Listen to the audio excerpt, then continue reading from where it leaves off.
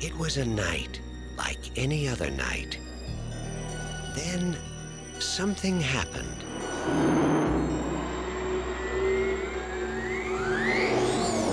You see that? Something different. It's no shooting star. Why here? Why now? Why clowns?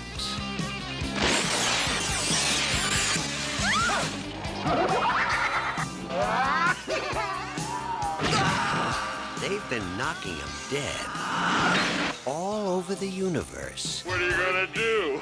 Knock my block off?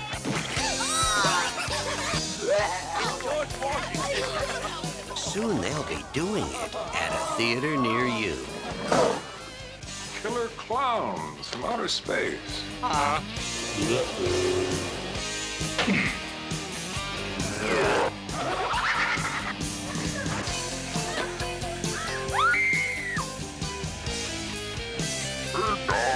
Pizza? Maybe they're just cruising through the galaxy and stopped here for a bite to eat. You don't need a police pal, you need a psychiatrist.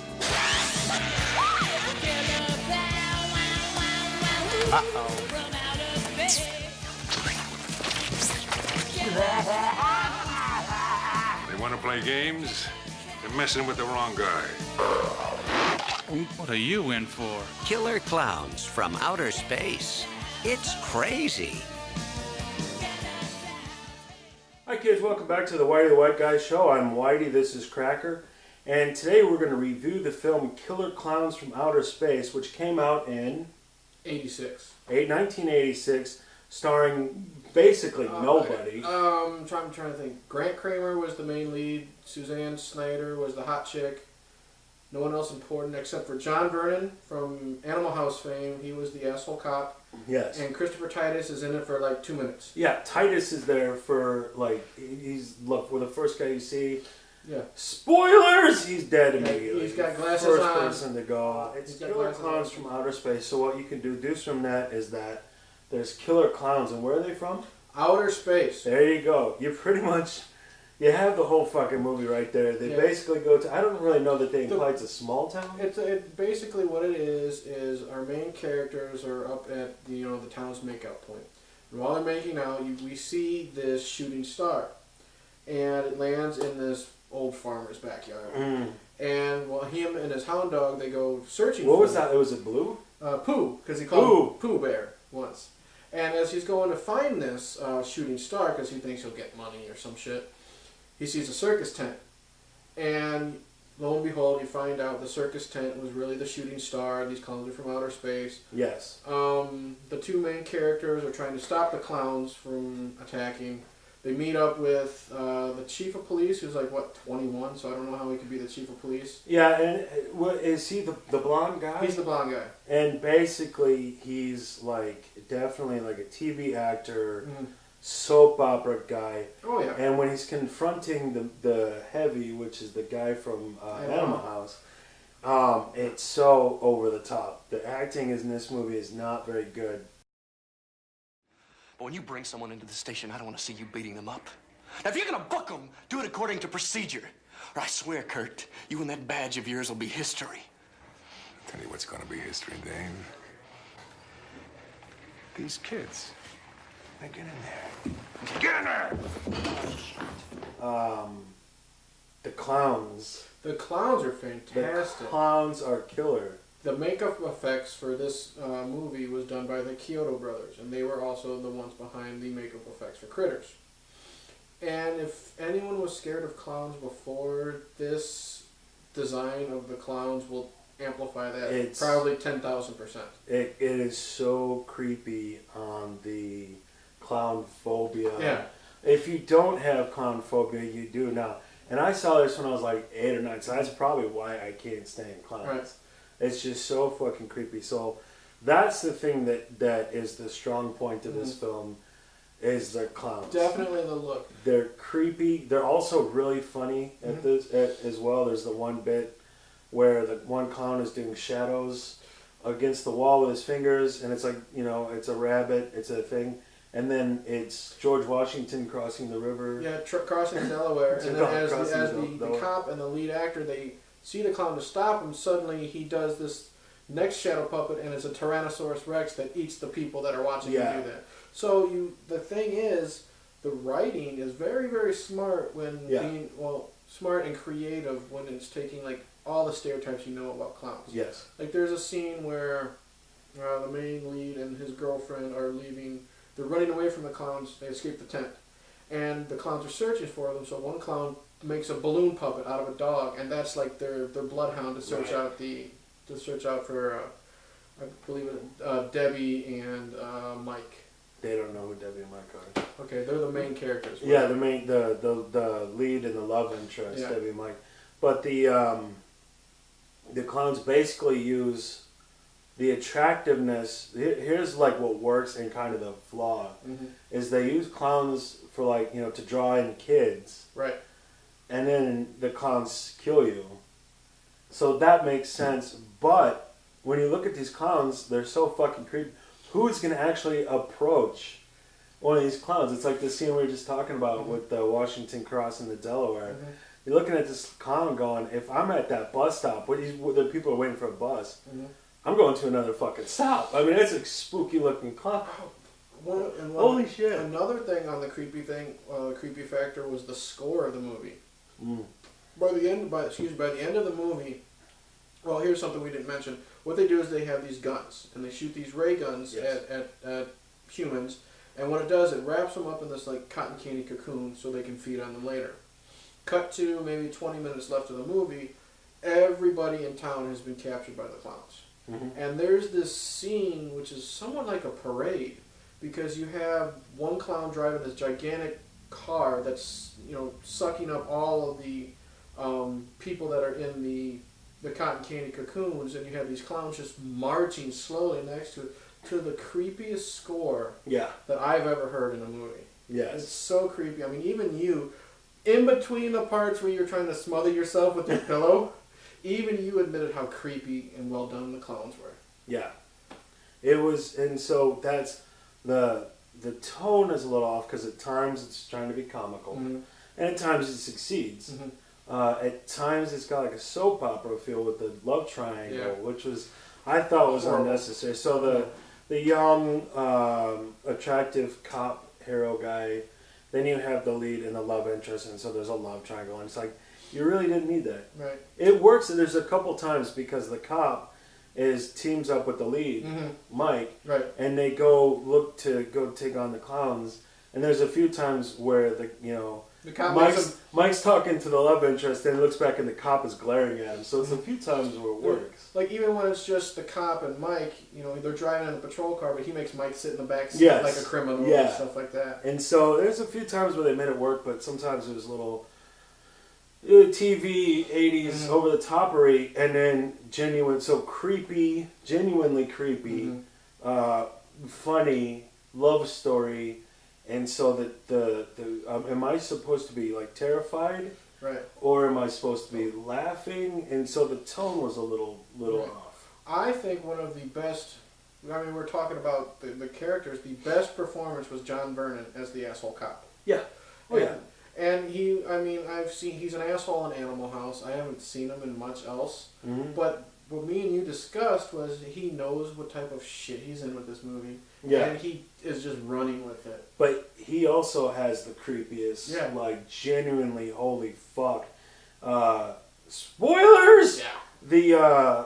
The clowns get him, and the cop, what's his name? The cop is Dave. Dave the cop comes walking in, and Mooney is this guy's name, is being operated like a puppet. Yeah. Complete with he's bleeding from the mouth, but it makes it looks like, you know, the ventriloquist dummy's mouth. And it's genuinely creepy. And the creepiest part of that is after he's done controlling him like a dummy. Yeah. You hear this noise. As he pulls. And he literally just pushes Mooney off, and he raises up this red arm and just goes. Yes. And it's fantastic.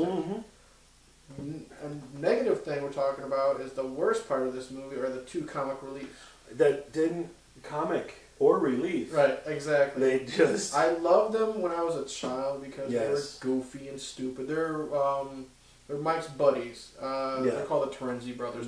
Their names aren't important. They drive around in an ice cream truck. Trying to score chicks, and eventually they join the group and try to help. And we know they're thrown in there to be funny, but it's really bad. You know, nails on the chalkboard funny. And it works for kids, but two 30-year-old guys, it's not going to work. They've got like a couple, like the last joke, they survive at the end. And Dave's like, how'd you survive? And like, or Mike, and you're like, how'd you survive? And he goes, well, we were hid in the freezer. Yeah. And it's so absurd that saved them from a massive catastrophic explosion. Exactly. Somehow they pulled through. Their jokes are like maybe 2 steps above poop jokes. Yeah. It's really bad. If that. They are poop jokes. Basically at that level. But I hate remakes. I hate remakes. I'm sick of the phenomenon of remakes. 9 times out of 10 they fail. This is a film that I'd actually kind of like to see get remade and go all the way spooky. Wait. Sequel. No. Sequel. Okay, well, yeah, sequel would be fine. Sequel is being written right now. Yeah. And being trying to get financed. It has been since 1986. Pretty much. We just need 1.5 million more out of the 1.6 million that we needed. So, good, yeah. Well, the thing is, though, it's got such a huge cult following. If it does like one of these Kickstarter programs, I guarantee it'll get made. Who should be in it? Well, it's following the Mike character. He is like the town drunk, town crazy, and he's in another town. Of course, he's, the clowns are coming type character. And he said this in interviews. It's the Terminator 2. Exactly. And they come Killer down. Klowns from outer space. They come down. Of course, coincidence. He's in the same fucking town that they're in, and he helps the town fight off the clowns. But who should act in it? Who should play? So Mike is playing Mike. Mike is playing himself. It's the same actor. That's a horrible idea. He was not a good actor. No, it was horrible. Get Scott Grimes. Let's get Scotty Grimes of Critters fame and have him play. And I want Sam Rockwell to be the asshole cop. Yeah, I'll play the asshole cop. Just bring back Mooney if he's still alive. No, he's been dead for years. Dead for years? Bring him back anyway. Just set his coffin in the side. Yeah. Hey, Mooney, how you doing? Just cut to the coffin. So, Killer Klowns from Outer Space. Any more final words? I love it. I loved it as a kid. I still love it now. It's a movie that if it's on television, I won't just put it on for background noise. I'll actually sit and watch it. The score is perfect. The theme song by the Dickies is kind of hit or miss. Either you like it or you hate it. I'm a big fan of the Dickies. I do like it. So, the character design of the clown. The clowns. One thing we didn't mention, what's great about the clown design is there's a scene at the end of the movie where they're all in the spaceship and they're being surrounded by all these clowns. There's got to be at least 25, 30 of them, and every single clown is different. Yeah. Every design is different. Yep. So the thought that went into the design is fantastic. The execution was fantastic. The acting was shit. The acting was shit. So that's my opinion. What was yours? Acting was shit. The pacing, the pacing was fine. The tone was a little off. And the one catch is like there's a scene where there's a little girl in a restaurant. She's bored talking to her family, and she sees a clown outside. So, oh, it's a clown, and she starts walking towards the clown, and that's how they get you. And I'm sitting there again going, there's no little girl in the world that's going to go approach that fucking clown. The clown's way too creepy. That whole montage, though. But you just go with it. You just go with it and embrace the Killer Clown from Outer Space concept. Because that's the thing. Are you going into a movie with this title expecting something serious? No. That's like going to a Godzilla movie and worrying about the plot.